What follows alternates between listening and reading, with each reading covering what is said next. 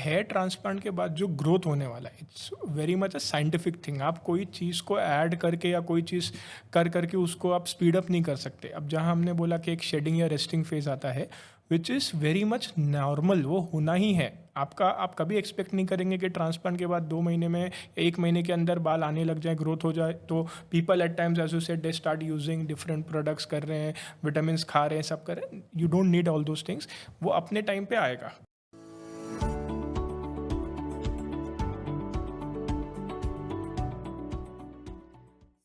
Welcome back to the new episode. In this episode, we are going to discuss any special care needed for the transplanted hairs post transplant. So, Dr. Monish, can you just explain our viewers post transplant? Some people have a lot of, because there's a resting phase in between, in the shading phase, they get little anxious and they try different products, oil. They tends to, search about things and they want to try something to accelerate the growth of hair. So, what care during the process in a post transplant process? What care has to be taken for the transplanted hair specifically?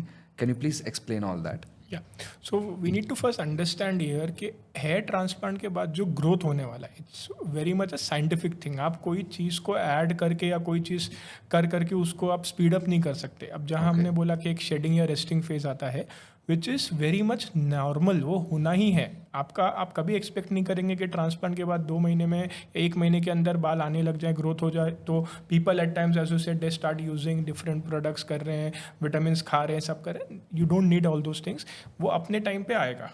And एक बार वो hair आ गए, transplanted hair have come up, grow हो गए, फिर आप उसको don't discriminate it as अलग हेयर है और ये मेरे ओरिजिनल अलग है। They are your own hair.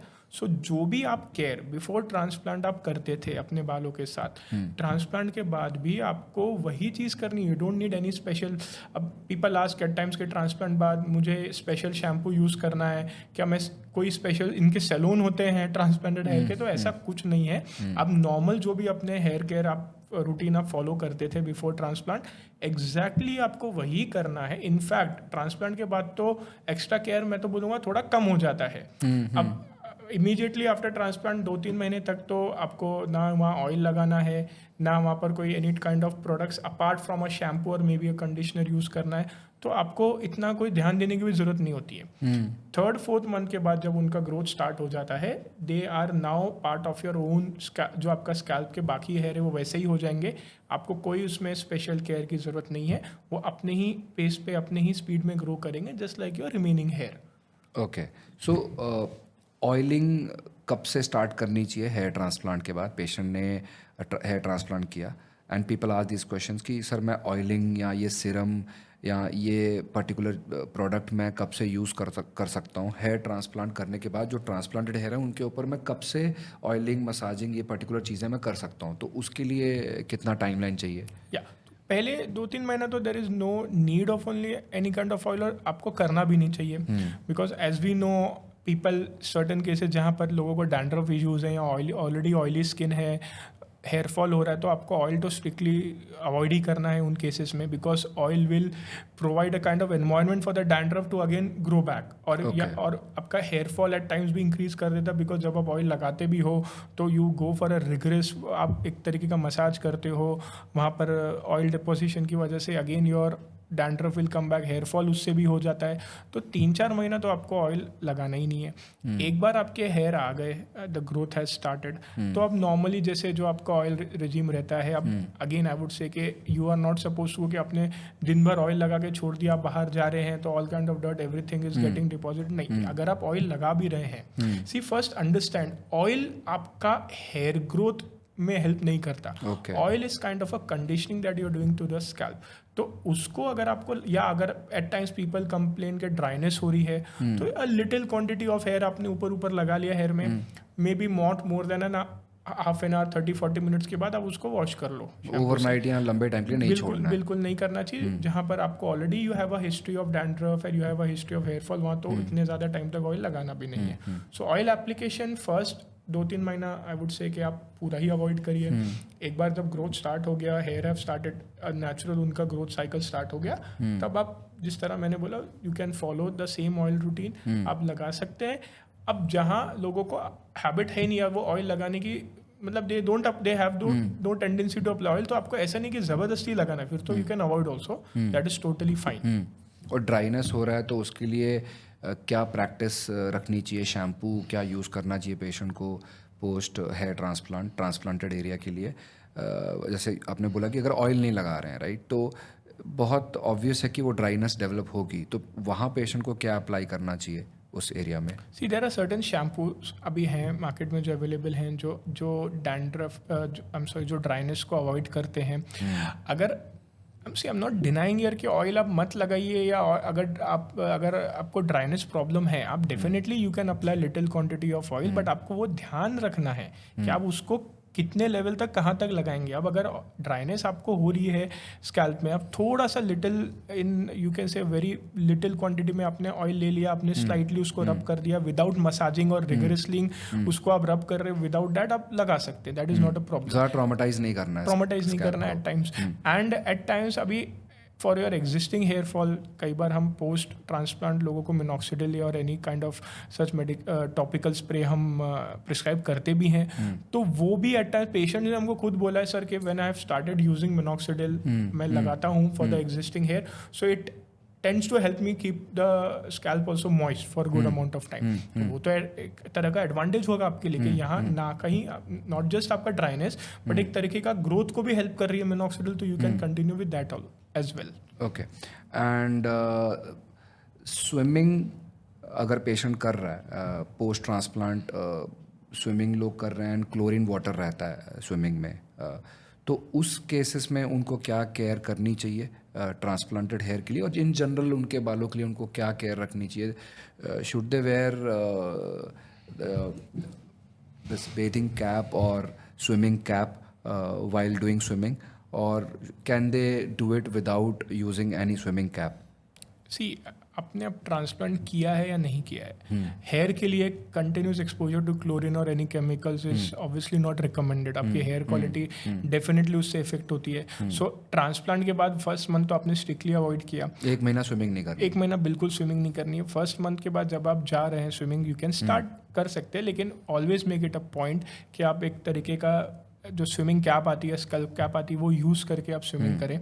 अब हमको यहाँ ये भी समझना है कि अब कितना, there are certain people week में एक आध बार जाते हैं, स्विमिंग कर लिया 15-20 मिनट्स हाफ एन आवर कर लिया, तो उसमें इट इज एडवाइज्ड कि आप ठीक है आप you can wear it, cover compulsion नहीं है, हाँ, but it's good to have that protection, perfect. But though then there are professionals. अब कई बार people who are professionally swimmers, they go for district और नेशनल लेवल चैंपियनशिप, जिसमें उनको continuously exposure होता है स्विमिंग, तो उसमें तो डेफिनेटली आपको you have to take care of the hair कि आप एक परफेक्ट स्कल कैप या स्विमिंग कैप पहन के ही यूज करें।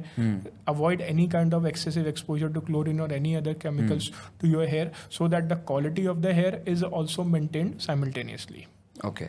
Any particular shampoos you recommend for transplanted hair? See again, so transplant के बाद first month तो we know कि हम एक बहुत ही mild और baby shampoo is what we prefer. Patients को बोलते हैं कि पहले 1 महीने के लिए, हाँ, फर्स्ट मंथ आपको बेबी शैम्पू, एक माइल्ड शैम्पू ही यूज़ करना है। After that if a patient has a history of dandruff, तो या उसको डैंड्रफ इश्यूज हैं, सो ही कैन कंटिन्यू, अगर वो पहले कोई anti dandruff shampoo medicated use करते थे, he can continue again with that. या अगर उनको डैंड्रफ अभी लग रहा है कि पहले मैंने यूज़ नहीं किया, उसी की वजह से गए, so the doctor will prescribe you a good anti dandruff shampoo, preferably a ketoconazole component is recommended, तो आप वो डेफिनेटली यूज़ कर सकते हो। And I am not saying for your transplanted, for overall और for all the hair which are there, आप एक transplanted, अगर आपको डैंड्रफ की इश्यूज नहीं है, मेडिकेटेड शैम्पूज की ज़रूरत नहीं है, तो एनी नॉर्मल आप जो भी यूज़ करते हो मार्केट, बट उसमें सर्टेन प्रोडक्ट्स होते हैं, जैसे अब आजकल we have paraben free shampoos हैं, तो ये सब चीज़ें आपके हेयर क्वालिटी को अच्छे से मेंटेन करेंगे। बट मैं ये नहीं बोलूँगा कि आप अगर ट्रांसप्लांट हुआ है तो आपको यही शैम्पू यूज़ करना है। You just need to decide whether I need a normal shampoo और a medicated shampoo. Medicated shampoo आपके डॉक्टर आपको प्रिस्क्राइब करेंगे। If it's a normal shampoo, it's up to you, आप जो भी पहले यूज़ करते थे, you can definitely continue with that. Okay, so dandruff history है तो आपको मेडिकेटेड शैम्पू पे जाना है, अदरवाइज आपको कोई स्पेसिफिक शैम्पू की ज़रूरत नहीं है, और फर्स्ट 1 मंथ आपको बेबी शैम्पू के लिए जाना है। ओके, मल्टीविटामिन पोस्ट ट्रांसप्लांट लोग लेते हैं, so multivitamin will help the transplanted hair, और it is for the existing hair, और it is for the both? What do you say on it? See multivitamins it is like an entire system of your scalp. See अभी आप उसको you can not differentiate कि ये मैं अगर मैंने transplant किया तो ही मैं multivitamins I'm going to take. Multivitamins is as it is needed for your body. Hair के लिए there are certain multivitamins which has biotin and all the minerals that are needed. तो definitely वो आप ले सकते हो. And आप वो ये सोच के मत लीजिए कि मैंने ट्रांसप्लांट किया है तो मेरे डॉक्टर ने मुझे बोला कि ये मुझे लेना ही है. It's nothing like that.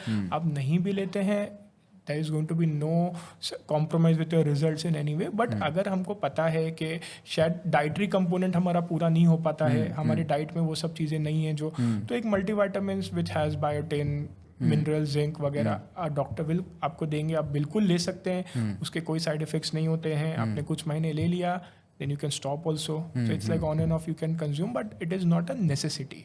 Okay, fine.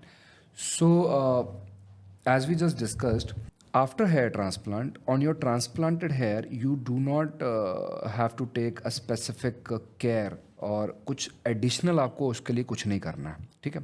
Transplanted hair grow होंगे अपने टाइमलाइन के लिए, अपने टाइमलाइन पे ग्रो होंगे. उसके लिए आपको स्पेसिफिक कोई प्रोडक्ट नहीं यूज़ करना है उसकी ग्रोथ को एग्रीवेट करने के लिए, ठीक है?